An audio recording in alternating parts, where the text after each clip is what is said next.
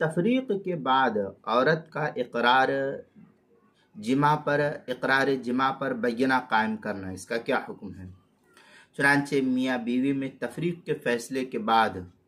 اگر شوہر اس بات پر بینہ قائم کر دے، کوئی دلیل قائم کر دے، دلیل پیش کرے کہ عورت نے تفریق سے پہلے جماع ہونے پر اقرار کیا تھا، عورت نے تفریق سے پہلے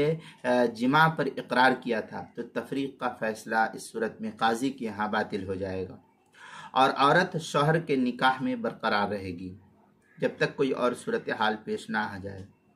اور اگر شوہر تفریق کے بعد کے اقرار پر بینہ قائم کرے تو اس کا اعتبار پھر نہیں ہوگا۔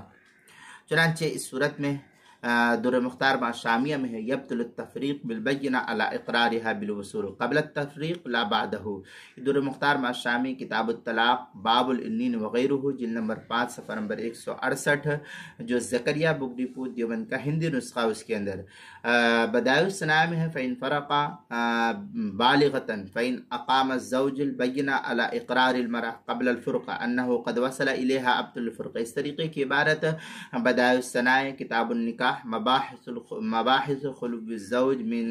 عیب الجب مبحث فی بیان حکم الخیار جلد نمبر 2 صفحہ نمبر 637 638، جو مکتبہ نعیمیہ بک ڈپو دیوبند کا ہندی نسخہ، اس کے اندر اسی طریقے سے کتاب المسائل کی 5ویں جلد صفحہ 269 اور 270 پر بھی اس کو نقل کیا گیا ہے۔